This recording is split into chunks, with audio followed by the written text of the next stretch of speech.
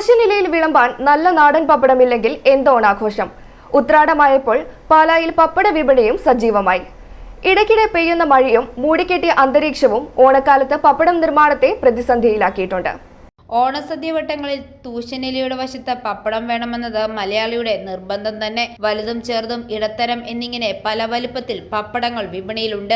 Special പപ്പടവും തയ്യാറാക്കുന്നുണ്ട്. Printed കവറിൽ ലഭിക്കുന്ന പപ്പടമാണ് കൂടുതൽ പേരും ആശ്രയിക്കുന്നത്. പാക്കറ്റിലെ എണ്ണമനുസരിച്ച് വിലയും വ്യത്യാസം വരും. തൊഴിലാളികളുടെ ക്ഷാമവും പ്രതികൂല കാലാവസ്ഥയും തരണം ചെയ്യാൻ യന്ത്രവൽക്കരണം പപ്പട നിർമ്മാണത്തിലും വന്നെത്തി. ഒരു കെട്ടും അരക്കെട്ടുമായി വീടുകളിൽ നിന്നും പപ്പടം വാങ്ങിയിരുന്ന ഒരു കാലമുണ്ടായിരുന്നു.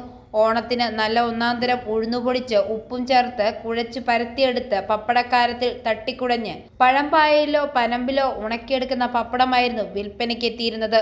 എന്നാൽ കൈകൊണ്ടു മാത്രം ഉണ്ടാക്കിയെടുക്കുന്ന പപ്പടം നിർമ്മിക്കാനുള്ള സാങ്കേതിക ബുദ്ധിമുട്ടുകൾ മൂലം ഇപ്പോൾ പലരും യന്ത്രവൽകൃത നിർമ്മാണ യൂണിറ്റുകളാക്കി മാറ്റിക്കഴിഞ്ഞു. പപ്പടത്തിന് ആവശ്യക്കാർ ഏറെയെങ്കിലും ജോലിക്കാരുടെ കുറവ് പല പപ്പട നിർമ്മാണ യൂണിറ്റുകളിലുമുണ്ട്. ചാക്കിൽ പപ്പടം നിരത്തി ഉണക്കിയെടുക്കുന്നവരാണ് ഏറെയും. എന്നാൽ ഓണം എത്തുന്നതോടെ ഈ പ്രതിസന്ധിയൊക്കെ തരണം ചെയ്യുമെന്നാണ് പാലായിലെ നിർമ്മാതാക്കൾ പറയുന്നത്. ഐഫോറിയ ന്യൂസ്, പാലാ.